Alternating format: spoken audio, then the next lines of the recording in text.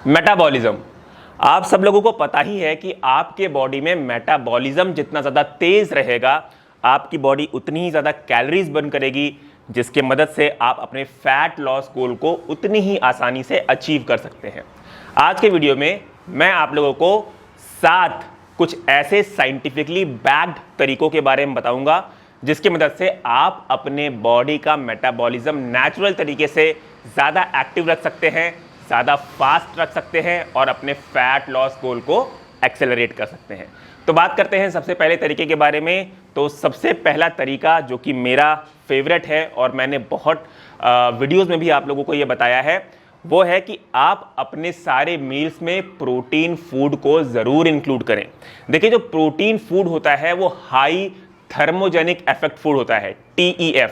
अब बात करते हैं ये थर्मिक इफेक्ट फूड का मतलब क्या होता है। देखिए, जब भी आप कोई फूड खाते हैं तो आपकी बॉडी उसको ब्रेक करने के लिए, डाइजेस्ट करने के लिए और एब्जॉर्ब करने के लिए एनर्जी स्पेंड करती है, कैलोरीज स्पेंड करती है। और साइंटिफिक स्टडीज में ये देखा गया है कि प्रोटीन का थर्मिक इफेक्ट सबसे ज़्यादा है। अगर मैं बात करूं नंबर्स में, तो प्रोटीन आपके बॉडी में 15 से 30% तक मेटाबॉलिज्म को बढ़ाता है, जबकि कार्बोहाइड्रेट सिर्फ 5 से 10% तक आपके बॉडी में मेटाबॉलिज्म को बढ़ाता है और फैट्स सिर्फ 0 to 3% ही आपके बॉडी में मेटाबॉलिज्म को बढ़ाता है। तो गाइस, प्रोटीन सारे मैक्रो में से नंबर 1 मैक्रो है जिसका थर्मिक इफेक्ट सबसे ज़्यादा पाया गया है। इसके अलावा प्रोटीन आपको मदद करता है आपके बॉडी में मसल मास को मेंटेन करने में भी, जिसकी वजह से आपका मेटाबॉलिज्म ड्रॉप नहीं होता। ड्रॉप क्यों नहीं होता?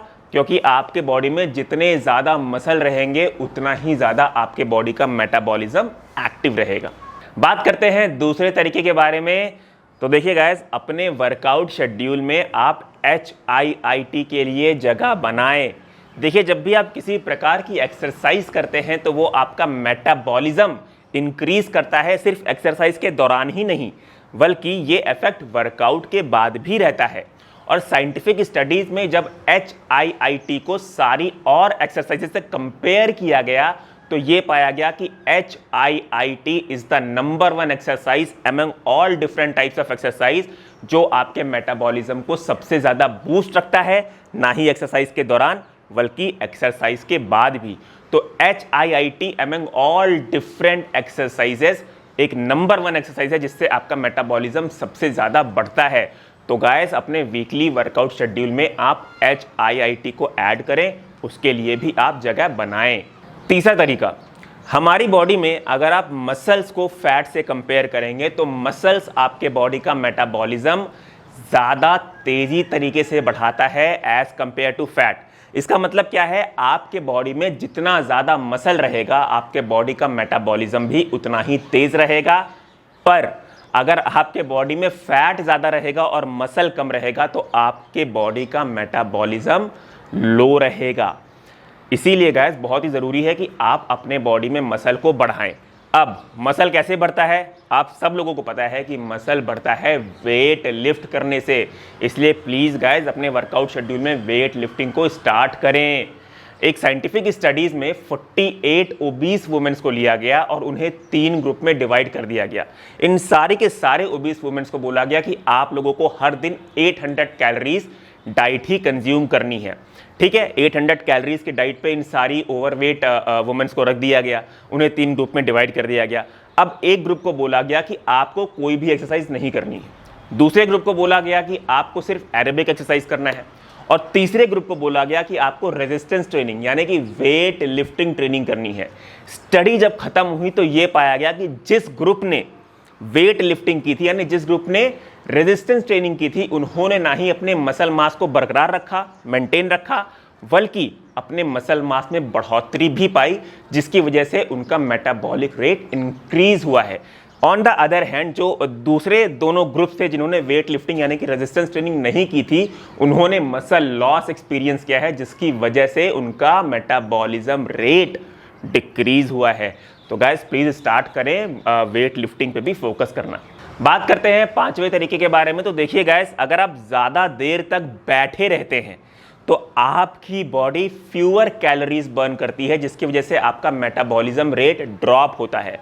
बहुत सारे लोग आईटी सेक्टर में काम करते हैं या फिर डेस्क जॉब पे रहते हैं और वो लोग कंटिन्यूअस बैठे रहते हैं। तो अगर आप ऐसा करते हैं तो आपकी बॉडी का मेटाबॉलिज्म ड्रॉप होगा। एक साइंटिफिक स्टडी में ये पाया गया है कि अगर आप अपने दोपहर का काम बैठ के करने के बजाय खड़े होके करते हैं तो आपकी बॉडी 174 कैलोरी ज़्यादा बर्न करती है, जिसकी वजह से आपका मेटाबॉलिज्म जो है हाई रहता है, इंक्रीज रहता है। इसीलिए गाइस, अगर आप आईटी जॉब में हैं, डेस्क जॉब में हैं, तो मैं आपको रिकमेंड करूंगा कि आप थोड़े थोड़े टाइम पे थोड़ी थोड़ी देर के लिए खड़े होते रहें, ताकि जो एक लंबी चेन है, आपके जो बैठे रहने की लंबी चेन है, उसे आप ब्रेक कर पाएं। बात करते हैं अगले तरीके के बारे में, जो कि छठा तरीका है।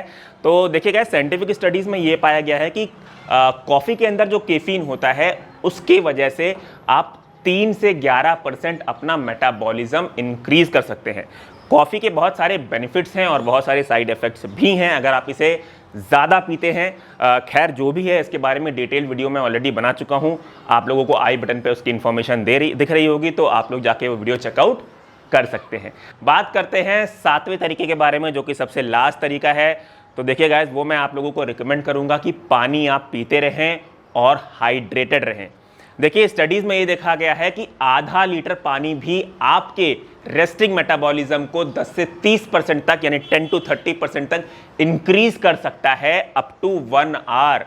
यहां तक कि अगर आप खाना खाने के आधा घंटे पहले पानी पीते हैं तो ये आप में फुलनेस की फीलिंग लाता है, जिसकी वजह से आप ओवर ईटिंग नहीं करते। ये आपको लिमिटेड खाने में, यानी कि जितना रिक्वायर्ड है उतना खाने में हेल्प करता है। और ये भी एक बहुत बड़ा रीज़न है कि आप वेट लॉस बहुत ही आसानी से अचीव कर लेते हैं। एक स्टडी में कुछ ओवरवेट एडल्ट्स को लिया गया और ऐसा पाया गया कि जिन एडल्ट्स ने खाना खाने के आधा घंटे पहले पानी पिया था, उन्होंने 44% वेट लॉस ज़्यादा किया है एज कंपेयर टू उन ओवरवेट एडल्ट्स के जिन्होंने ऐसा नहीं किया था। तो गाइस, पानी भी पीते रहें, हाइड्रेटेड रहें, और खाना खाने के आधा घंटा पहले अगर आप पानी पीते हैं तो वो आपको ओवर ईटिंग से बचाता है। अच्छा, यहाँ पे एक चीज़ मैं और ऐड करना चाहूँगा। स्टडीज़ में पाया गया है कि ये इफेक्ट और भी ज़्यादा रहता है अगर आप ठंडा पानी पीते हैं। ऐसा क्यों? क्योंकि अगर आप ठंडा पानी पीते हैं तो आपके बॉडी को ज़्यादा कैलोरीज बर्न करनी पड़ती है, ज़्यादा एनर्जी स्पेंड करनी पड़ती है उस ठंडे पानी को गर्म में कन्वर्ट करने के लिए, ताकि वो आपका बॉडी टेम्परेचर मैच कर पाए। तो गाइज, ये कुछ 7 तरीके थे जिसकी मदद से आप नेचुरली अपने मेटाबॉलिज्म को इंक्रीज कर सकते हैं और अपने वेट लॉस गोल, यानी कि फैट लॉस गोल को एक्सेलरेट कर सकते हैं। सप्लीमेंट्स पर डिपेंड मत रहिए गाइज, मेटाबॉलिकली एक्टिव रहिए और डाइट पे ध्यान दीजिए, वर्कआउट करिए। बाकी ऐसे ही अच्छे और साइंटिफिकली बैक्ड वीडियोस आप लोगों के लिए मैं लाता रहूँगा। मेक श्योर करें कि आपने ऑल अबाउट न्यूट्रिशन सब्सक्राइब किया हुआ। मिलता हूँ आपसे अपने अगले वीडियो में guys. Till then, be healthy, take care and जय हिंद।